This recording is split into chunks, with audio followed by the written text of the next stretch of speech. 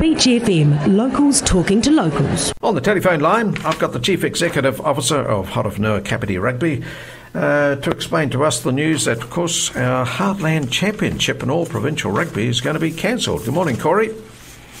Morena, Nigel.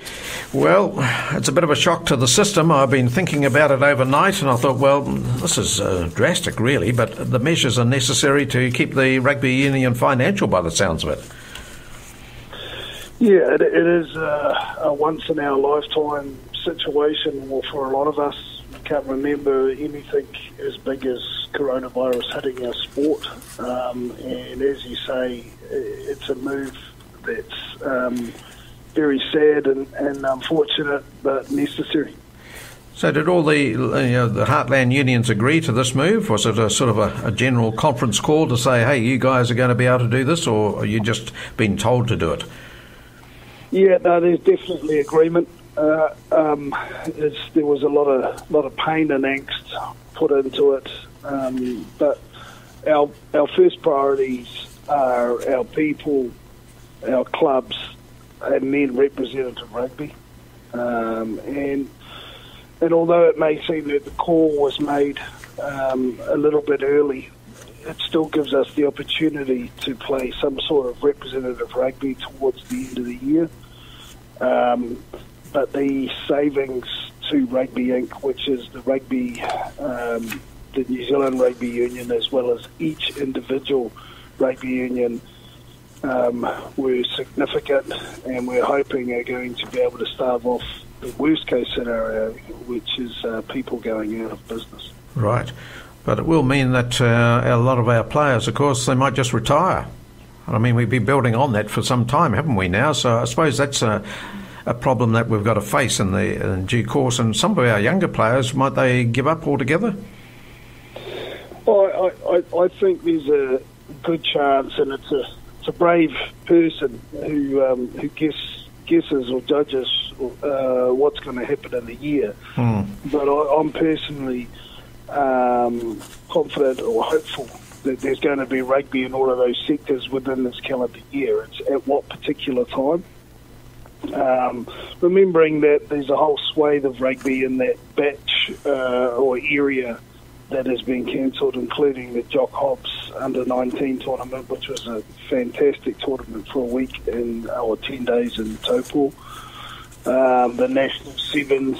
So we've got lots of areas that have been cancelled, but I'm confident we're going to get rugby in all of our areas in primary schools, junior clubs, secondary schools and clubs this year. All right. The representative side, we're going to have to be a little bit more creative to see what we can get on the field for this year. Oh, good. So, you're looking, say, what, October, somewhere around about there, September, October? If we get over this virus, that is. Yeah, piece of string, Nige, really. Yep. This is the thing. When are we going to be allowed out? When are we going to be able to have a lead-in time to play? And when are we going to be able to dedicate time for our athletes to train? It's pretty unfair to say, hey, okay, we're allowed out on Wednesday, let's play on Saturday. Yes. So, for high performance areas, that is. But we're just going to wait to see how this lockdown comes. And I'm seeing the same information as everyone else, and it certainly isn't filling me full of confidence that the lockdown's going to end on April 20. No, you might be right there too. Now, looking on the other side of it, though, financially, this must be a big hit for the union, is it? Huge. So it's one of those situations where we're lucky in the fact that we've built strong financial systems.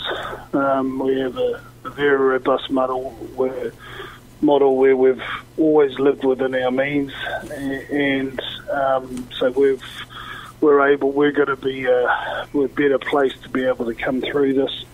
But it's safe to say, out of the 26 provincial unions in the country, there are some that are struggling to even see past the next few weeks, months for financial survival. So will the rugby union assist those unions at all? Yeah, and within that lies the conundrum, doesn't it? How can you assist if you're getting no money in yourself? And the big machine that is Rugby New Zealand, rugby within New Zealand, and its multiple layers.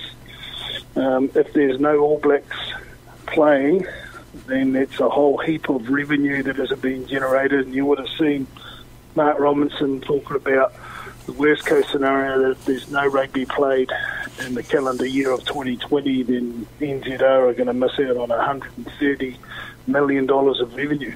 Gosh, that's a huge amount, isn't it, eh? So that might affect some of your staff up there, I suppose, in your office, will it? Because you've got to cut back yourselves. Yeah, so for us, like I said, our commitments is our people, and drop-down order is our people, our clubs, and then representative footy comes afterwards. Our clubs and affiliated associations, sorry. So we've got plans in place, and so our staff are secure for the meantime. But what happens going forward, we're just unable to say at this time. Yes, I can understand that, Corey. But we did just want to appreciate your comments on it. Must have been a huge shock when you've made this decision, thinking back over it after you'd said, yes, we'll do it. But now you're starting to think, oh my goodness, what have we done? So it's got to be done. Yeah, it's certainly the latter. There was a little bit of what is the other choice?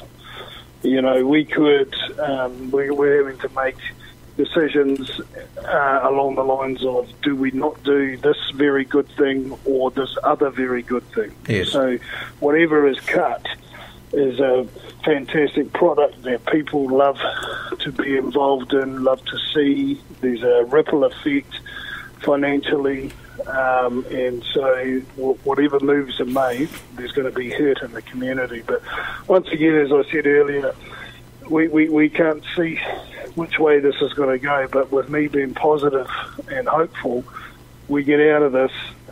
We feel there's going to be rugby. I feel there's going to be rugby played in every area in 2020, as long as we can get out of this period within a couple of months.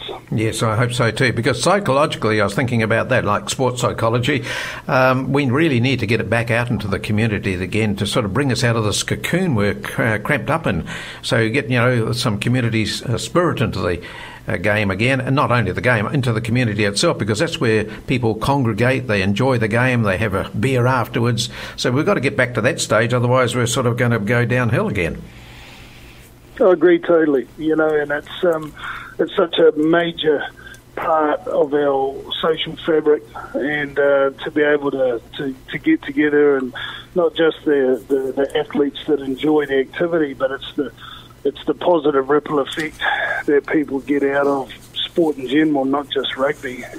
So we're very cognizant and mindful that we're going to work like Billy O to get as much as we can going as soon as we can. And so we're thinking about our clubs and our affiliated associations that are affected. We're thinking about our athletes, and we're thinking about the wider community who enjoy it so much. Sure. Corey, thanks for your positiveness about it, and we'll keep in touch with you in due course and see where we're going to go. We'll just have to wait until we get out of this little cocoon we've been put in, a necessary cocoon, and as you say, it might be even a bit longer than the 4 weeks. We'll just wait and see, and hopefully rugby towards the, latter part of this year. How does that sound? Yeah, that should be good. And if I can, just a message we've been sharing to all of the newer rugby community, just to stay safe, stay home, and stay connected. Good on you. Thanks. Corey Kennett, CEO of the Horowhenua Kapiti Rugby Union, here on Beach FM. 106.3 Beach FM.